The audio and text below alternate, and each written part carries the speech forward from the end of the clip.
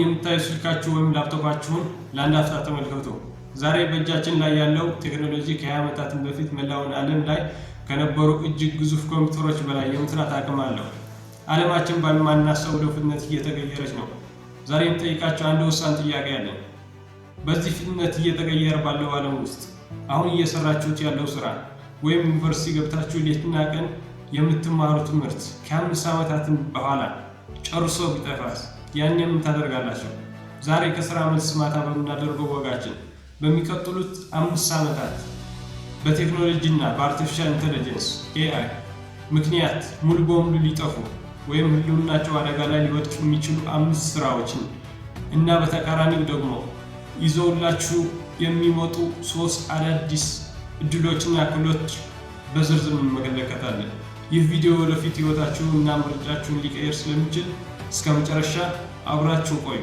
ወደ ፕሮግራማችን ከመግባታችን በፊት አዲስ ከሆናችሁ ቻናሉን ሰብስክራይብ ማድረግ የዚህ ቤተሰብ አባል ይሁኑ። ክፍል 1 የሚጠፉ ወይም አደጋ ላይ ያሉ 5 ስራዎች። እሺ፣ መጀመሪያ ቴክኖሎጂ የትኞቹ ስራዎች ነው እየተካተተ ያለው? ከሚጠፉት 5 ስራዎች እንደምር። አንደኛው የዳታ ኢንትሪ እና ቀላል የፋይናንስ መዝገብ አያያዝ ኦር ዳታ ኢንትሪ ኤንድ ቤዚክ ቡክ ኪፒንግ። የቢሮው ቁጭ ብሎ መረጃ መመዝገብ፣ ቁጥሮችን በኤክሴል ላይ መሙላት እና ቀላል የሂሳብ ስራዎችን መስራት አሁን ሁሉናው እያበቃለት ነው። ለምን? በአሁኑ ሰዓት ያሉ አውቶሜሽን ሶፍትዌሮች የሰው ልጅ ሳምንታት ሊወስድባቸው የሚችሉ የዳታ ስራ በሰኮንዶች ውስጥ ያለምንም ስህተት ይሰሩታል።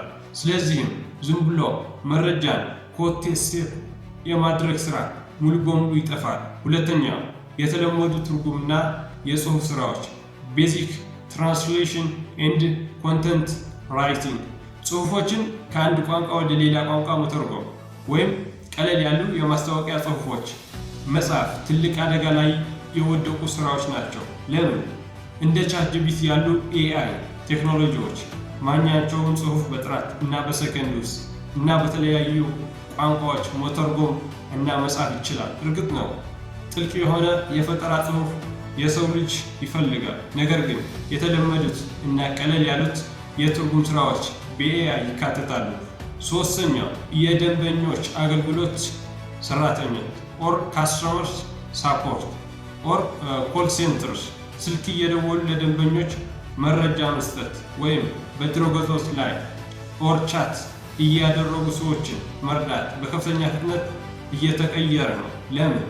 አሁን የሚመጡ AI ቻት ቦት ልክ እንደ ሰው ልጅ ድምፅ አውጥተው መናገርና የሰዎችን ችግር መፍታት ጀምረዋል። ደንበኛው ከሰው ጋር ይሁን ከኮምፒውተር እያወራ መሆን መለየት በማይችልበት ደረጃ ደርሰዋል። አራተኛው ቀላል የግራፊክስ ዲዛይን እና የፎቶ ኤዲቲንግ ቤዚክ ግራፊክስ ዲዛይን፣ ቀለል ያሉ የሶሻል ሚዲያ ፖስተሮች መስራት ወይም ፎቶዎች ማስተካከል፣ ባክግራውንድ ማጥፋት እና ማሳመር። ለምን?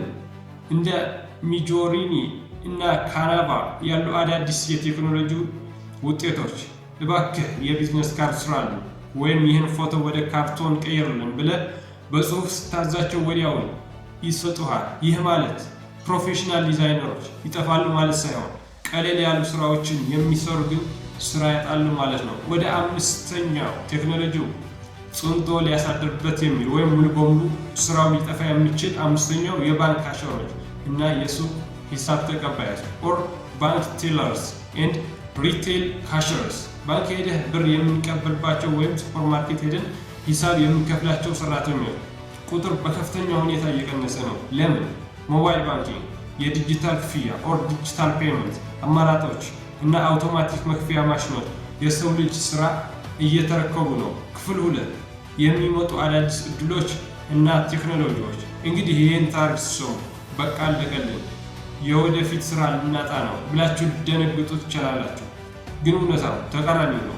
ቴክኖሎጂ 5 ሲያጠፉ በምላሹ 10 አዳዲስና የተሻሉ ስራዎች ይዞ ነው የሚመጣው። ታዲያና ስራችን አዘጋጅተን ልንማራቸው የሚገቡ 3 አዳዲስ ክህሎት ምን ናቸው? አንደኛው የAI አጠቃቀም ክህሎች ፕሮምፕት ኢንጂነሪንግ ኤንድ AI ማኔጅመንት። ወደፊት ስራህ የሚቀማ AI ሳይሆን ኤአይን መጠቀም የሚችል ሌላ ሰው ነው። ስለዚህ ትልቁ እድል የኤአይ ሶፍትዌር እንዴት ማዘዝ እና መጠቀም እንደምንችል መማር ነው። እንዴት?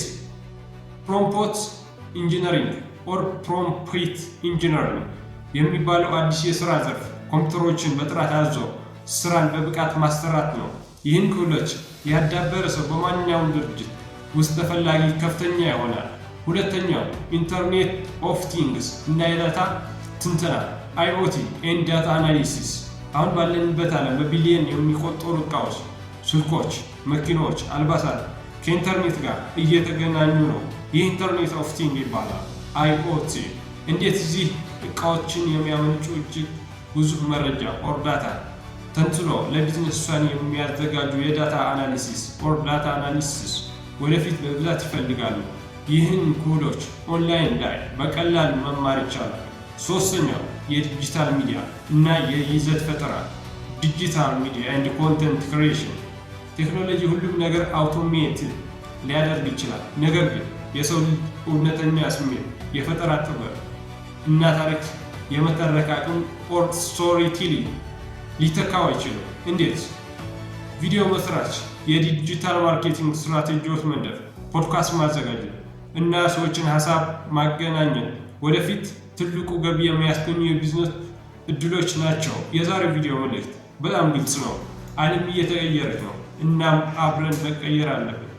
ቴክኖሎጂ ሲመጣ ልንፈራው ሳይሆን እንደ ትልቅ እድል ተጠቅመን ራሳችንን እናሳድገን አፕግሬድ ልናደርግ ይገባል። ዛሬውን አዲስ የዲጂታል ክህሎች መማር መጀመር አለብን እና ስኪል ጠይቃችሁ አሁን እየተማራችሁ ያለው ትምህርት ወይም እየሰራችሁ ያለው ስራ ከነዚህ አደጋ ውስጥ ካሉ ስራዎች ጋር ይገናኛል ወይንስ ራሳችሁን ለአዲስ የቴክኖሎጂ ዓለም እያዘጋጃችሁት ነው? ያላችሁ ሀሳብ ኮሜንት ላይ በግልጽ ጻፉ። እያንዳንዱ ኮሜንት በጉጉት አነባለሁ። የዛሬው ከስራ መልስ የማታ ወጋችን ይህን ይመስል ነበር። ቪዲዮ ጠቃሚ መረጃ እንደሰጣችሁ ተስፋ አደርጋለሁ። ከተመቻችሁ ላይክ ማድረጋችሁ አትርሱ። በሚቀጥለው ማታ ደግሞ ሌላ አስገራሚ የቴክኖሎጂ እና የህይወት መረጃ ይዤላችሁ እመጣለሁ። ያንዴ ያመጣችሁ ቻናል ሰብስክራይብ አድርጉት።